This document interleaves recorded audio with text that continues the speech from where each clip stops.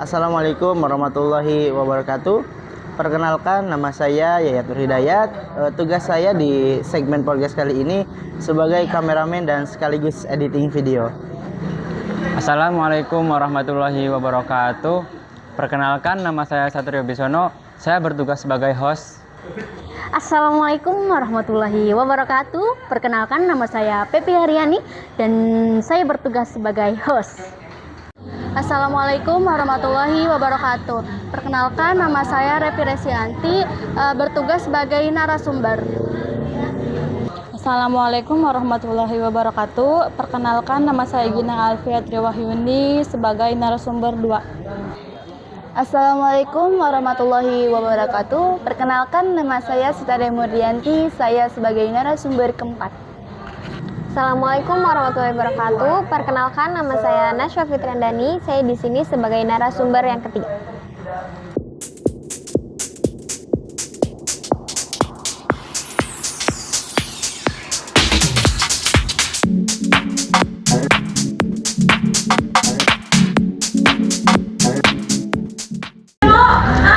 Assalamualaikum warahmatullahi wabarakatuh. Selamat siang teman-teman semuanya dimanapun kalian berada.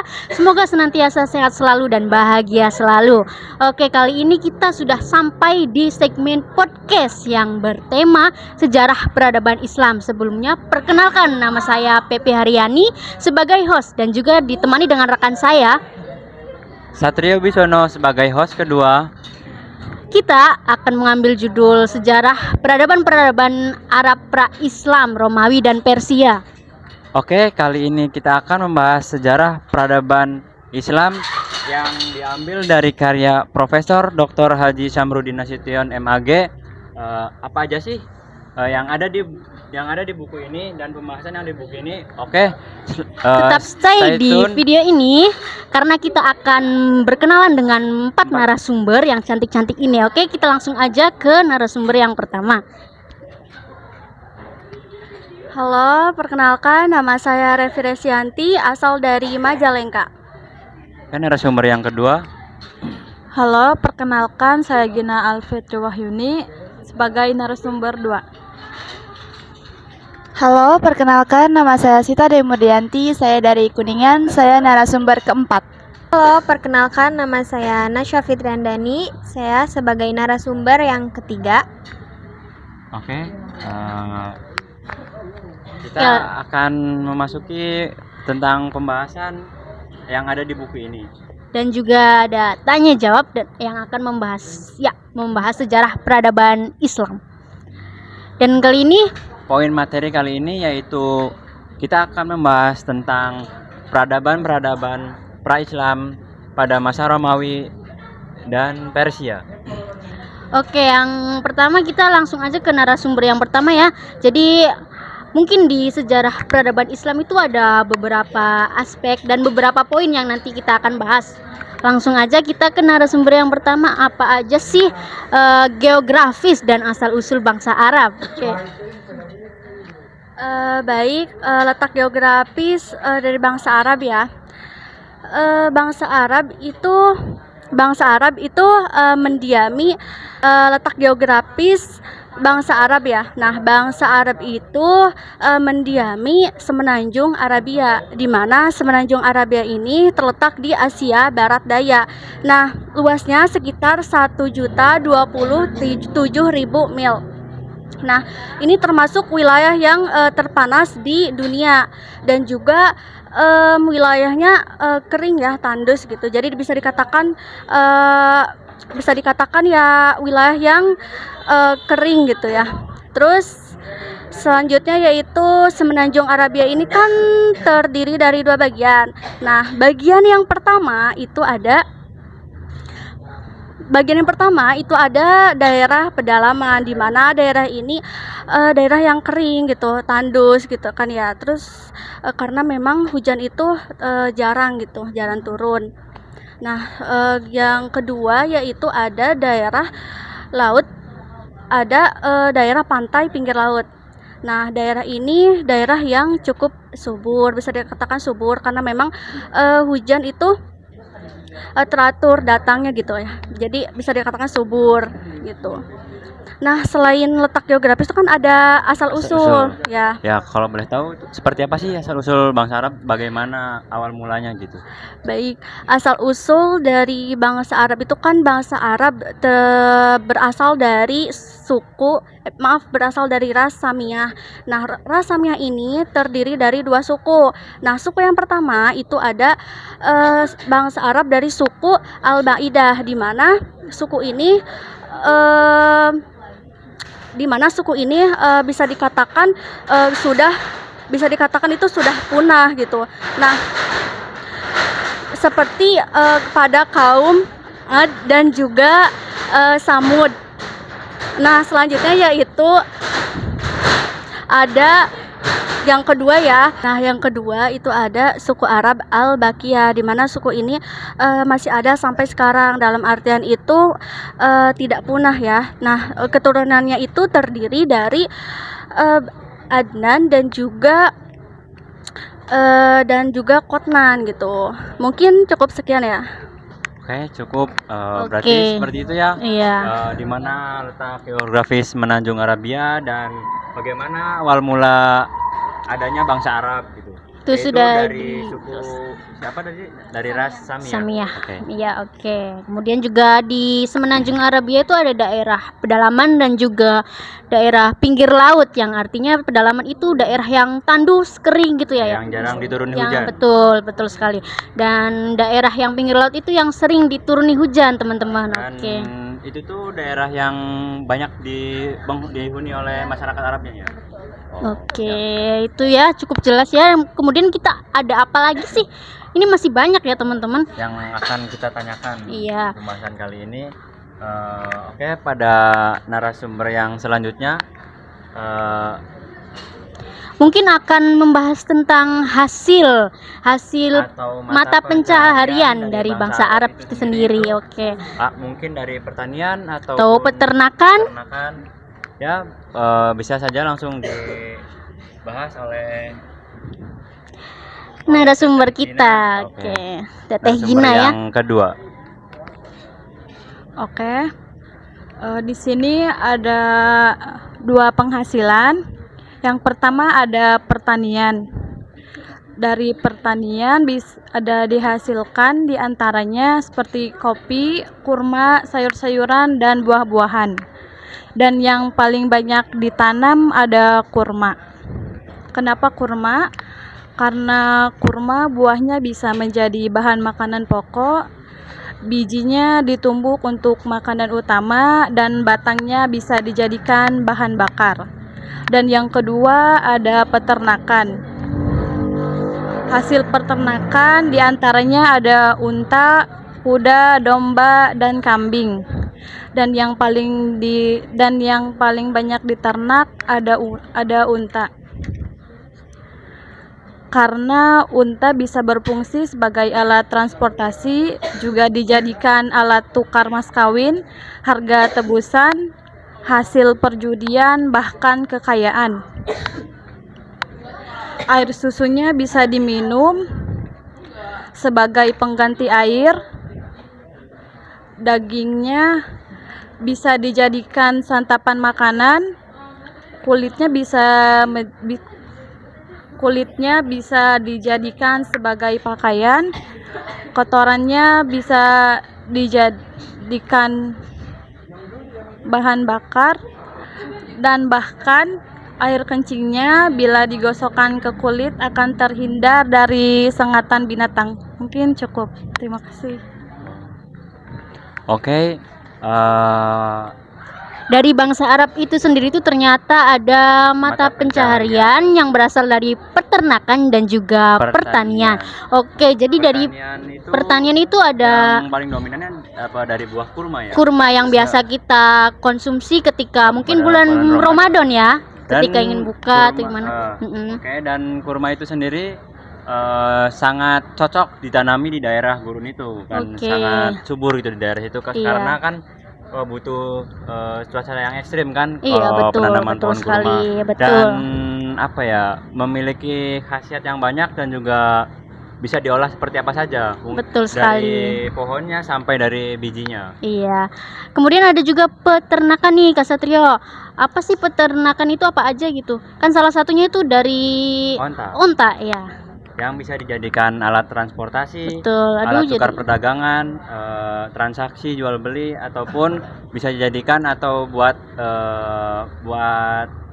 kita apa ya namanya itu, kalau buat judi itu apa sih, taruhan, Oh, sebagai taruhan, betul perjudian. sekali. Iya, betul. Cukup jelas ya, karena kita jadi tahu nih apa aja penghasilan dari bangsa Arab itu sendiri. Oke, ternyata kita masih ada narasumber yang lain yang perlu kita tanya-tanya dan kita bahas dari materi ini ya. Oke, kemudian ada watak ya, watak bangsa Arab itu sendiri ya. Oke. Mungkin bisa dipaparkan langsung ya oleh narasumber kita. Oke. Narasumber yang selanjutnya, bagaimana sih watak dari bangsa Arab itu sendiri? Ya mungkin seperti apa gitu. Oke teman-teman, watak bangsa Arab itu terbagi menjadi dua ya. Yang pertama ada watak positif dan yang kedua ada watak negatif. Nah, yang pertama watak negatif ini ialah kedermawanan. Nah, kenapa sih kedermawanan? Karena ternyata di kalangan masyarakat bangsa Arab ini kedermawanan itu adalah sebagai bukti kemuliaan gitu. Nah, semakin dermawannya seseorang tersebut, maka seseorang tersebut itu semakin dihargai dan digemari gitu. Lalu yang kedua, tadi kan yang pertama nih. Nah, yang kedua yaitu keberanian. Nah, ternyata keberanian dan kedermawanan ini adalah diperlukan gitu di kalangan bangsa Arab ini, karena ternyata dengan mereka berani dan dermawan ini untuk mempertahankan hidup mereka di kalangan masyarakat bangsa Arab gitu tersendiri.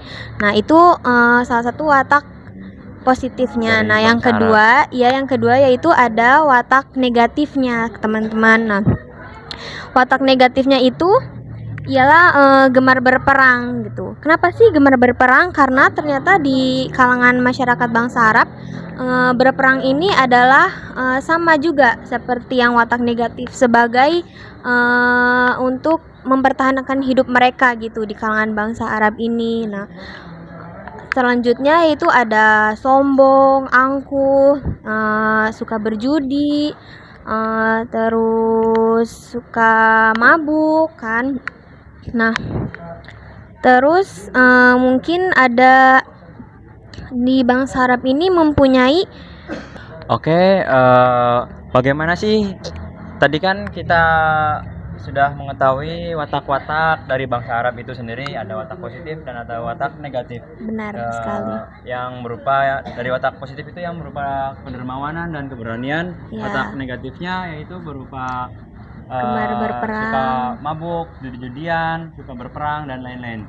Oke, di sini saya akan menanyakan lagi tentang bagaimana sih ciri fisik atau bentukan tubuh dari bangsa Arab itu sendiri. Oke, jadi fisik dari bangsa Arab tersendiri ini yaitu ada mereka nih kuat, kekar, dan daya tahan tubuh mereka ini sangat tangguh gitu. Mungkin hanya segitu ya yang saya dapat dari buku Sejarah Peradaban Islam yang saya baca. Ya mungkin cukup sekian. Oke, terima kasih. Kembalikan mic-nya.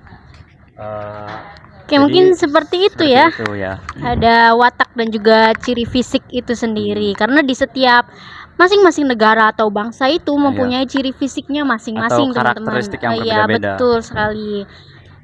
Dan kemudian juga kita akan mengulas apa lagi ya?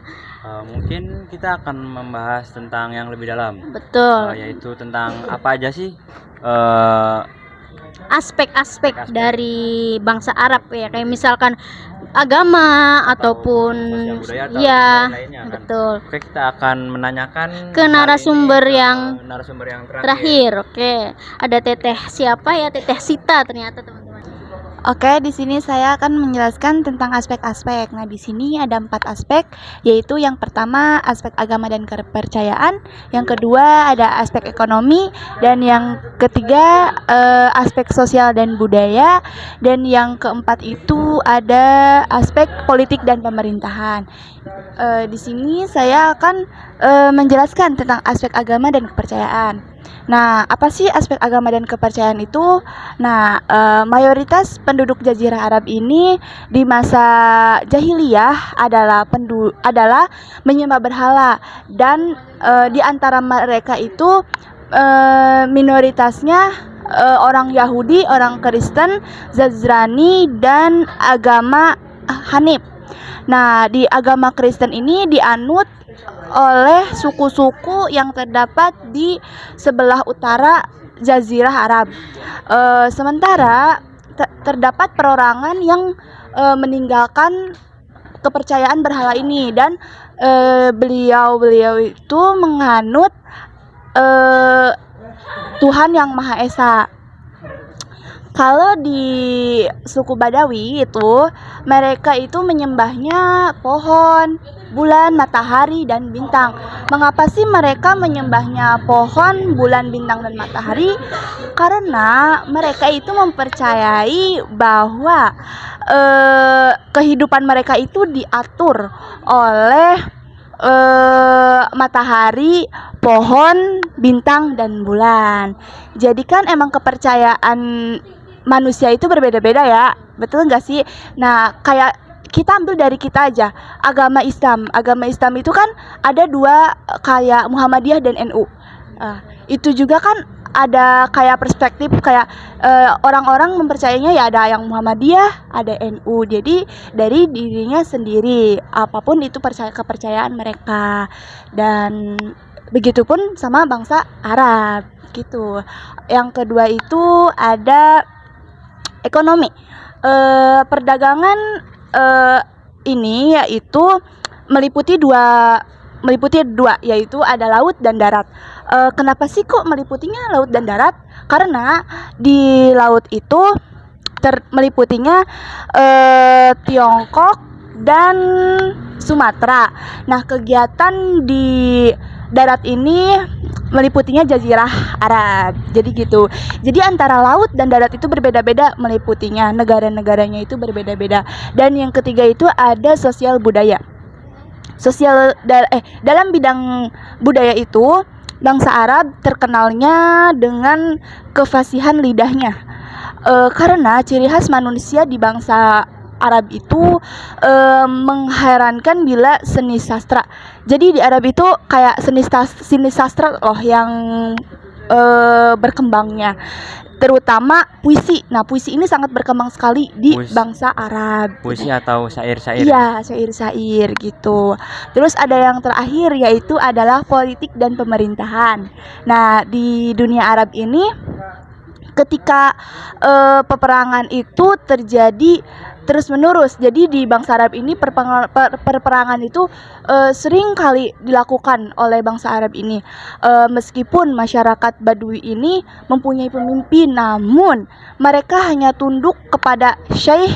Itu berkaitan dengan peperangan, kekuasaan politik kemudian direbut dan berpindah tembok ke suku Zurhum, keturunan Adzan di bawah pimpinan Kurdai. Nah, jadi bangsa Arab ini seringkali berperang untuk merebutkan kekuasaan mereka masing-masing gitu, yang bisa saya sampaikan dalam buku itu gitu, guys. Nah, itu kan di dalam pemerintahan politik ya. Ada bangsa Romawi dan Persia yang hobinya itu berperang, teman-teman, karena merebutkan kekuasaan ya. Atau daerah wilayah gitu. Betul, itu karena suka perang dan suka menjajah bangsa Arab itu ya, bangsa Romawi dan Persia itu ya. Nah, itu sebagian dari pembahasan asal-usul bangsa Arab ataupun tentang aspek-aspek bangsa Arab itu sendiri. Nah, selanjutnya nih kita akan tanya nih pengalamannya ketika belajar tentang sejarah peradaban Islam, khususnya pada materi peradaban-peradaban Arab pra-Islam ya. Mungkin Oke, kita sudah mengetahui nih teman-teman tentang sejarah peradaban Islam yang berjudul peradaban-peradaban Arab, pra-Islam, Romawi, dan Persia. Nah, di dalam pemerintahan dan politik mengenai aspek bangsa Arab itu ada bangsa Arab, ada bangsa Romawi dan Persia yang mereka itu hobinya ini berperang teman-teman, ataupun menjajah bangsa Arab itu karena merebutkan kekuasaan ya, kekuasaan gitu. Nah, sebelum kita mengakhiri sesi ini, kita akan bertanya dulu nih mengenai apa aja sih pengalamannya selama belajar sejarah peradaban Islam, ataupun kesan-kesan yang didapat gitu setelah mempelajari peradaban Islam ini ya. Kesan-kesan atau perasaan kalian gimana sih, pengalaman kalian pas saat belajar peradaban Islam ini? Betul sekali. Jadi kesan-kesan positifnya kesan itu positif yang ataupun berdampak pada diri kalian gitu mungkin. Pokoknya perasaan-perasaan apa aja gitu, entah senang atau sedih atau gimana, kita jadi tahu gitu ya. Oke, mungkin dari narasumber yang pertama dulu ya. Mana dulu? Oke, siap. Oke, baik. Pengalaman ya, kesan pesan mengenai sejarah ini ya, sejarah peradaban Islam ya, tentunya berdampak positif ya, baik khususnya bagi diri saya sendiri gitu, karena memang menambah wawasan yang cukup luas gitu, yang tadinya kita nggak tahu jadi tahu gitu lah. Terus juga ternyata peradaban Islam itu isinya itu banyak gitu, perlu kita kaji lagi gitu loh ya. Mungkin masih banyak yang ya, betul. belum kita tahu ya. Betul. Seru sih. Oke, cukup. Seru, memang seru ya, kita dalam belajar apapun itu kita harus seru. Apalagi kan kita sebagai umat Islam gitu ya, mungkin kita kan harus tahu gitu gimana sih asal muasalnya Islam, sejarah-sejarah nenek moyang kita dahulu kan, daripada zaman Nabi, dari awal mula Islam bersinar lah. Iya, betul. Kemudian ada narasumber yang lain nih dari kesan-kesan teteh-teteh yang lain. Oke, Ya, narasumber yang kedua silahkan. Oke, pesan-kesan yang positif ya, yang bisa saya ambil, saya bisa lebih tahu tentang sejarah peradaban Islam dari dulu sampai sekarang, dari nenek moyang sampai zaman-zaman sekarang. Perkembangan Islamnya. Iya. Gimana kesannya? Apakah berdampak baiknya seperti apa itu? Kita bisa menambah wawasan, kita bisa lebih tahu itu semuanya yang telah kita pelajari di sejarah peradaban Islam ini. Mungkin cukup. Oke, terima kasih dari narasumber yang kedua, dari Teh Gina. Iya, Oke, kita akan bertanya lagi tentang selanjutnya, yaitu dari narasumber selanjutnya. Yang mana dulu nih? Narasumber yang keempat, dari Teh siapa? Teh Sita. Oke, silahkan. Yang bisa saya ambil dari pelajaran sejarah peradaban Islam ini, mungkin ya senang bisa belajar sejarah peradaban ini. Jadi saya mendapatkan pelajaran-pelajaran yang emang dulunya belum saya ketahui dari sejarah peradaban Islam ini. Mungkin waktu di MTS gitu ya, Pada masa sekolah. iya, pada masa sekolah itu kita mengenalnya dengan sejarah kebudayaan Islam, bener ya gitu. Pas kuliah kita mengenalnya dengan sejarah peradaban Islam. Lebih luas lagi. Iya, lebih luas lagi ilmunya. Sangat membantu sih ya.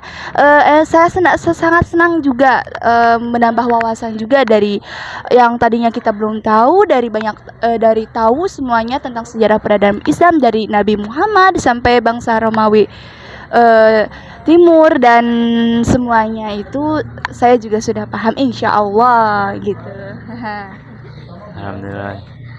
Langsung aja ke narasumber yang terakhir, apa sih kesan pesannya selama belajar sejarah peradaban Islam ini? Oke, gimana perasaan atau kesan Anda? Oke, perasaan saya memang cukup senang dan kayak enak sekali gitu ya mempelajari Susah diungkapkan ternyata. mempelajari. Iya benar, pokoknya sangat senang sekali tengah mempelajari sejarah peradaban Islam. Mungkin sama seperti narasumber-narasumber yang lain, kita dapat menambah wawasan kita yang tadinya kita tidak tahu sampai tahu gitu. Mungkin cukup sekian saja. Oke, dan Yes. berarti kesan pesannya itu sangat-sangat menambah wawasannya, betul sekali, Berdampak karena baik, berdampak positif karena bagi memang kita terlepas kita ya kan karena kita sebagai umat Islam, ya, Islam, betul, kita kan harus mengetahui tentang asal usul Islam. awal mula. Karena Islam itu kan berdirinya tersebarnya awal mula di Arab. Arab, betul, yang disebarluaskan oleh Oleh Para Nabi kita, nabi, Nabi iya. Muhammad Shallallahu Alaihi Wasallam. Allahumma sholli. Oke, saya Pepi Haryani sebagai host dan rekan saya Satria Bisono pamit undur diri. Wassalamualaikum warahmatullahi wabarakatuh. Sampai jumpa. semuanya. Dadah.